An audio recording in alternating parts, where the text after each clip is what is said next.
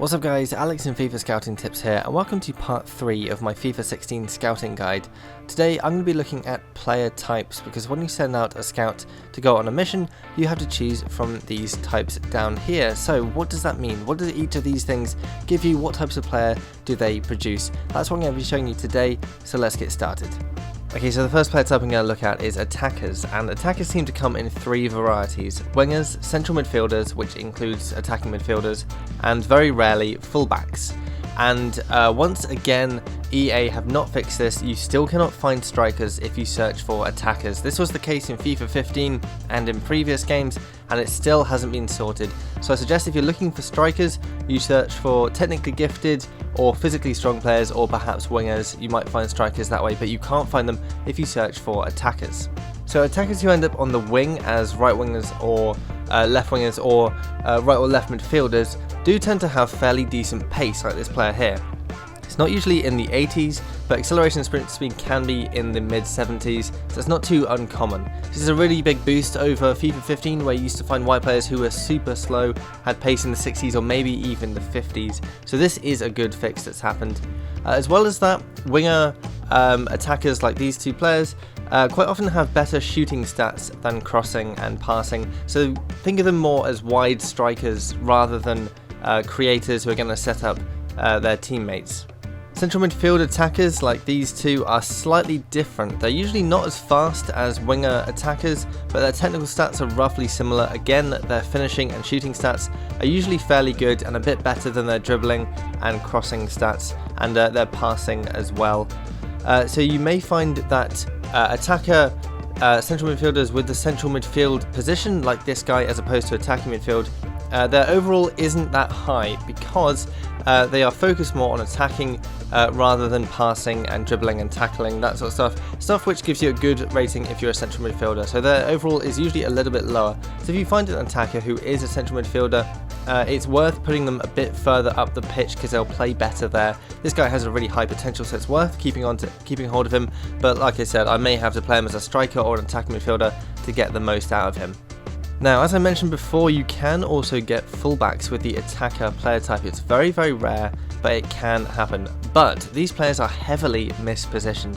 So this guy's a left back and he's got 20 slide tackle and 30 stand tackle. He's going to be no good at defending at all. Now, you used to get players like this in FIFA 15, and then you'd have the May boost and they get a gigantic overall increase. All their stats would go up and they'd actually be really, really good players. But now the May update is gone, so you don't get that big boost. So this guy's rated 43 because he's in completely the wrong position and he's not going to have that May boost. So even though he's got huge potential, it's going to be really difficult to get him to that, because you'll need to grow at least 40 points or so just to even come close to getting to his potential. So that's a huge amount of effort, and I just don't know if it's worth it. So I think if you do get fullbacks who have the attacker player type, to be honest, it's probably worth discarding them unless they have a very decent overall, which, like I said, is very unlikely just because of how bad their defensive stats are. Okay, next up we have defensive-minded, and like attackers, defensive-minded players seem to come in 3 varieties. Basically either fullbacks, defensive midfielders, or central midfielders. And like attackers, there seems to be one glaring omission, and that is that I couldn't seem to find any defensive-minded centre-backs at all. And that's really weird, because in FIFA 15 you could find them, and you found them quite often. And this time they just seem to be completely absent. So if you've had any luck finding defensive-minded centre-backs, please do let me know, but I searched for ages and I couldn't find a single one. It was really, really weird. Anyway, let's start with defensive-minded fullbacks, and here we do have some good news. Back in FIFA 15, defensive-minded fullbacks were basically mispositioned centre-backs, so they were extremely slow, but had pretty good tackling stats. So they weren't very well suited to fullback at all because they had no pace and they couldn't cross either. They weren't very good players. Now EA seem to have slightly fixed that, so we have here a defensive-minded left back, and he has 70 sprint speed. His acceleration isn't great, to be honest, but his sprint speed is a lot higher than it would be in FIFA 15, where you'd expect him to have sprint speed in maybe the 50s or even 40s if you're unlucky. So that does seem to have been fixed, and his physical stats overall are his best stats, it seems. So that's quite a nice change from FIFA 15, and as well as that, his other stats seem to be quite well balanced. I mean, they're not amazing at the moment because his overall isn't that high, but he will develop, and his tackling stats are pretty good, but his crossing is okay as well, and so is his passing, so he should be quite a good fullback quite well rounded, the good sort of stats that you're looking for in a fullback, so EA do seem to have fixed that. As for defensive-minded central midfielders and defensive midfielders, their stats are extremely similar, so much so that if you compare these two players, they are almost identical. They have all the same sort of strengths and all the same sort of weaknesses, even though they are in two different positions. However, this has an effect because, as you can see here, the central midfielder, his overall is much lower than the defensive midfielder, even though they are very, very similar. And that is because with the defensive-minded player type, you don't get very good dribbling or ball control or vision, that kind of stuff, the type of stats which are useful to have as a central midfielder, but perhaps not so necessary as a defensive midfielder, where tackling is much more important. So this guy's got good tackling, so he's rated 54, but this guy, good tackling but not very good passing or dribbling, that sort of stuff, so he's rated 46, so it's a much lower overall. So do bear that in mind. If you're looking for defensive-minded players, defensive midfielders are much better than central midfielders. It's also worth noting that you can find defensive-minded players who are fairly well balanced. Like this player here, very good tackling stats, but his passing isn't far behind, his physical stats are quite good, and everything is more or less the same apart from his shooting. So that's pretty good, and compare that to last year where you'd find players with incredible tackling stats. Like if you did well, they'd be in the 80s when they got promoted. It was mental, but everything else was really bad. It's like all they could do was tackle and nothing else. Now that's been tweaked, so players are much more well-rounded, so over time this guy is going to develop nicely. He's got very high potential, and everything should grow nicely rather than just his tackling stats. Next up we have goalkeepers, and the first thing to note is that unlike other positions, on your reports if you're searching for goalkeepers you will only get goalkeepers. If you search for other types like Playmaker for example, you may end up with technically gifted or physically strong players or other player types on your reports. With goalkeepers you only get goalkeepers, so it's a good way to combat if you have a scout with low experience, because that determines how likely he is to find the player types you're looking for. If you've got a scout with low experience and you search for goalkeepers, it doesn't matter because he will only find goalkeepers. So that's a pretty useful thing to know for that. In terms of their stats, there can be quite a bit of variation. Some goalkeepers are quite well balanced across their stats, like this goalkeeper here for example. Others have certain stats which are really stand out and much better than the other ones. So this one here, his diving is much better than his other stats. So quite often diving and kicking seem to be better than the other stats.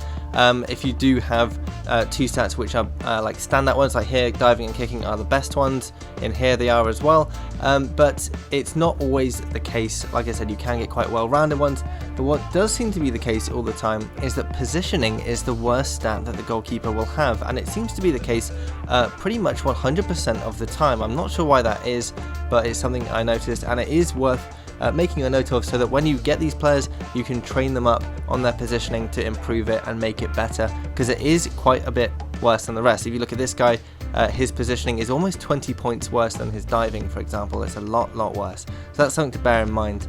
The other thing to bear in mind is that if you have 16-year-old goalkeepers who look quite short, don't panic, because goalkeepers, or all players now, grow when they become 17. So this guy here, he's 5'9", I did promote him and he came out at 6'5", so it's not a worry. They either grow when they are 17 or when you promote them, they will grow even if they are 16, so it doesn't matter. When they come into the first team, they will not be as short as they look on your reports, so you don't need to worry about that. So the next player type we have is physically strong, and physically strong players can be found in any central outfield position on the pitch. So centre back, defensive midfield, centre midfield, attacking midfield, centre forward and striker, as well as at fullback. And the first thing you're probably going to notice with these players is that their physical stats are usually pretty good, and it's now not uncommon to find physically strong players who are both fast and strong, like this player here for example. And this is very different to in FIFA 15, because in FIFA 15 you would be quite lucky just to get a player who was strong, never mind having good pace. And if you were unlucky, you'd have players who had pace in the 40s and strength in the 60s, so they weren't strong at all.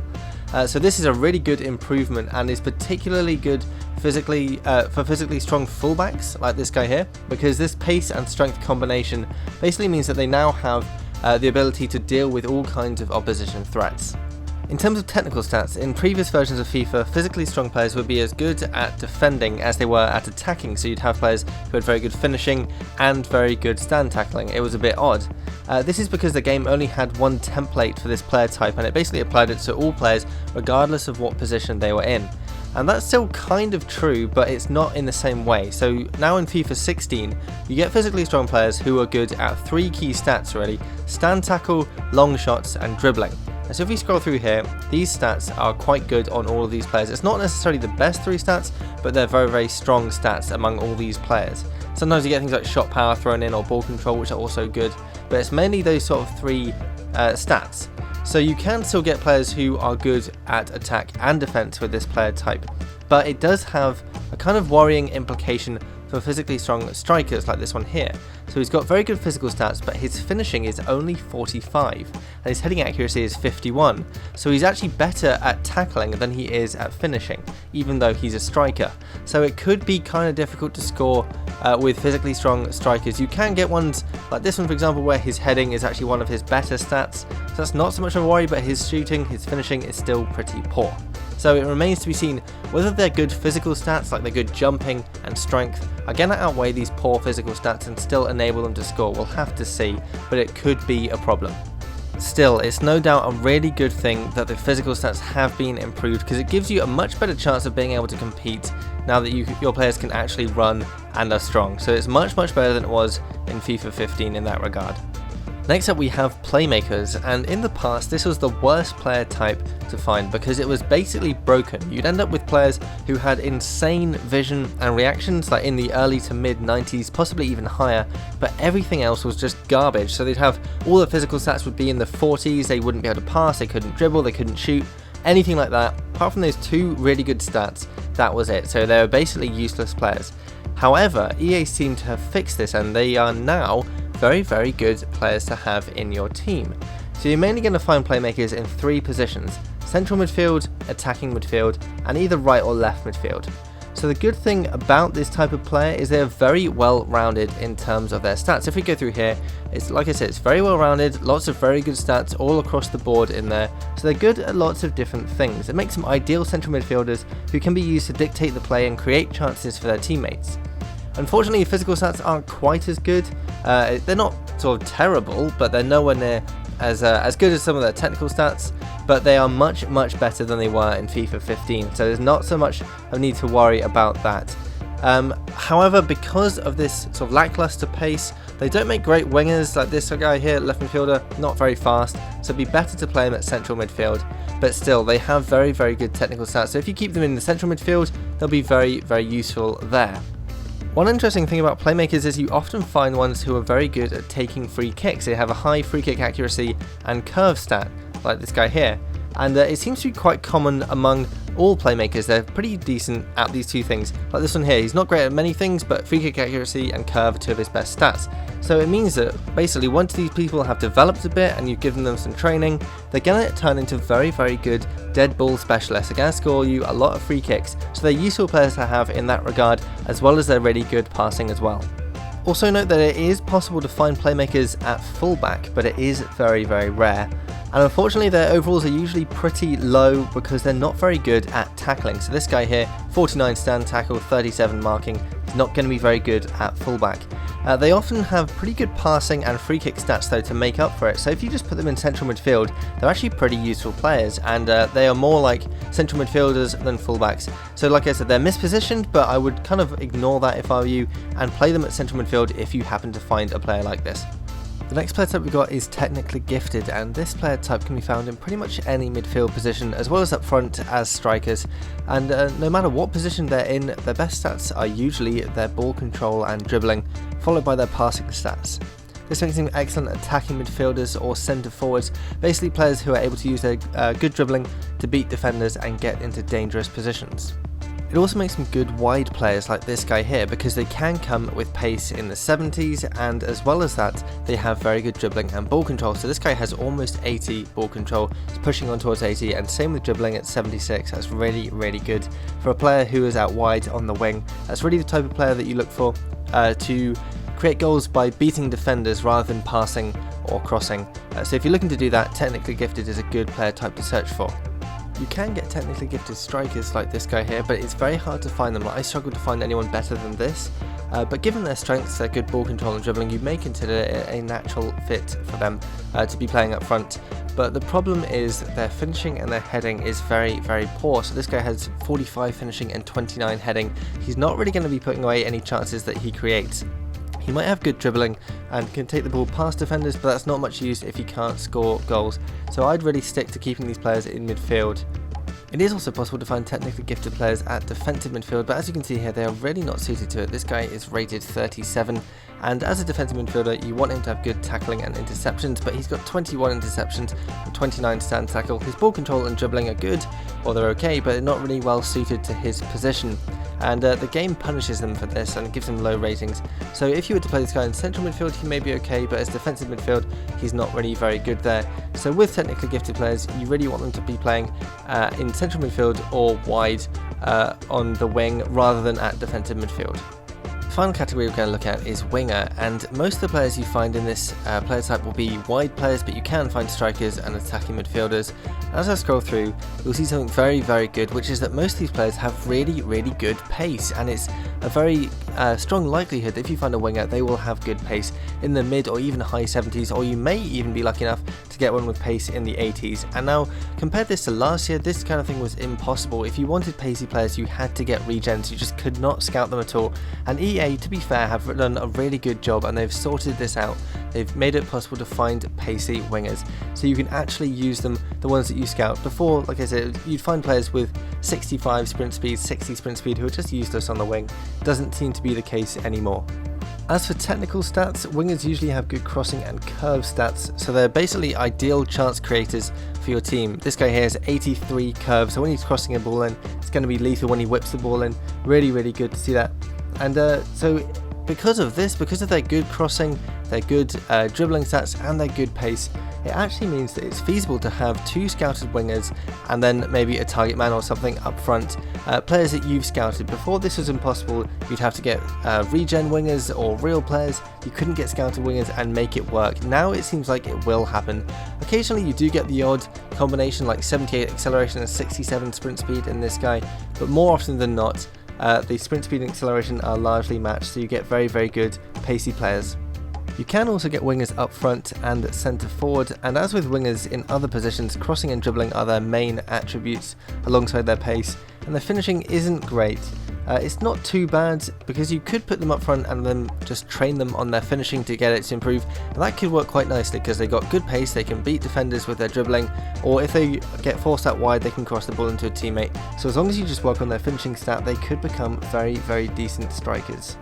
The only other thing to say is that I could find no trace of winger fullbacks. In FIFA 15 these were like the gods, they were the best players to find because they start out really, really bad with really low stats, but when the May update came they had a huge physical and technical boost. They'd have everything, like all their stats would just be amazing, all green or dark green. They'd have lightning quick pace, and if you're lucky they'd have good strength as well. They were just so good to find.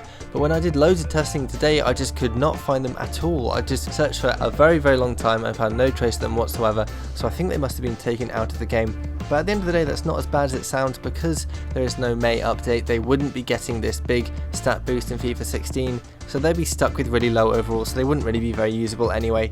So it's probably not a problem that you can't find winger fullbacks, and as long as you can find a defensive-minded fullback with decent pace, you're pretty much sorted. So that's it for my look at scouted player types in FIFA 16. Hope it's been useful and given you some ideas of what to scout for. I've written an in-depth article about these player types on FIFAscoutingtips.com as well. There are also a load of other guides and resources on there for FIFA, so make sure you check that out.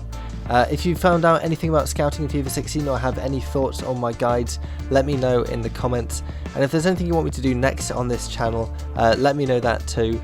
Don't forget to leave a like if you enjoyed this video, and thanks for watching. But then after that goal I thought, maybe we could get into this game. We have Bong. But then that happened. My best player pretty much, Paula, jumps up for a header and falls and gets injured.